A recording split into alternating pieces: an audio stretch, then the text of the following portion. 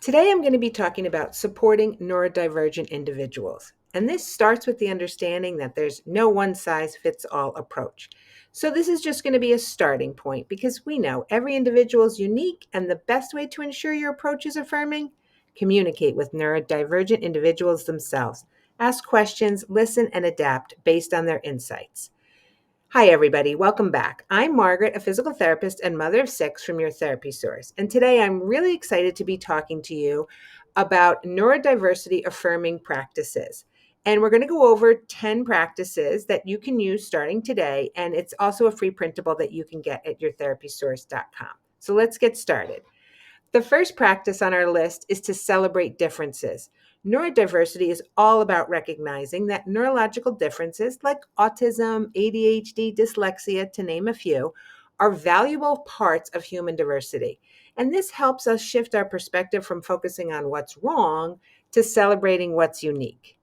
Number two practice, listen and learn. And this is probably one of the most important ones. And the best way to support neurodivergent individuals is to have communication with them for what works for them.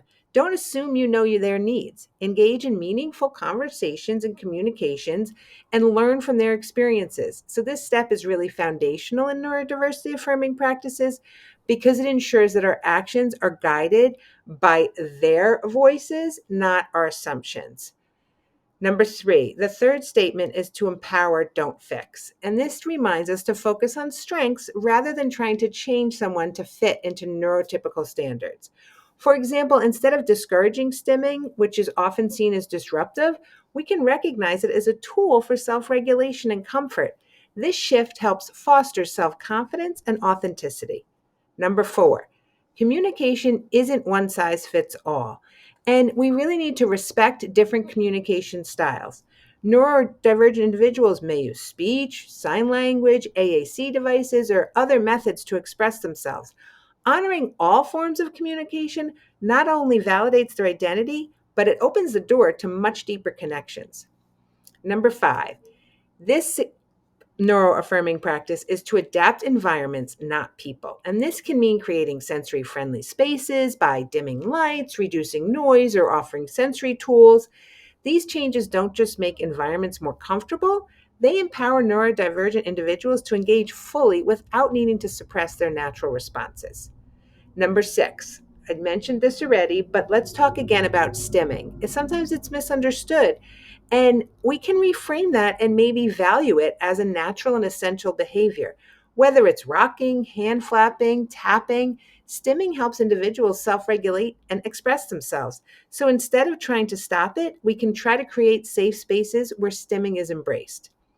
Number seven, collaboration is key. So, this means including neurodivergent individuals in setting their own goals, whether it's in school, therapy, at home.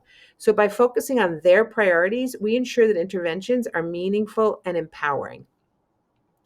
Number eight is challenge bias. This one asks us to reflect on our own assumptions. Are we unintentionally prioritizing neurotypical standards over individual needs? Regular self reflection helps us stay aligned with neurodiversity affirming practices and avoid perpetuating stereotypes. And this is something you want to check in with yourself often. Number nine, let's foster inclusion and create opportunities for neurodivergent individuals to participate in ways that work for them. This could be as simple as allowing flexible seating in a classroom, or as broad as advocating for more accessible community programs. And finally, at number 10, we have advocate for change. This is a call to action. Beyond personal interactions, we can push for systemic changes that support neurodiversity affirming practices.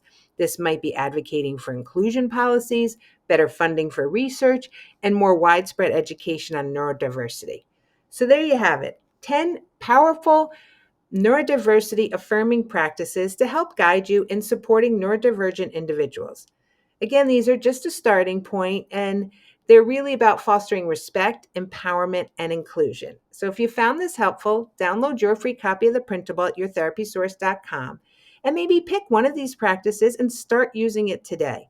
Let me know in the comments which one resonates with you the most and how you plan to apply it. Let's keep this conversation going and work together to make a difference. Thanks for watching, and I'll see you in the next video.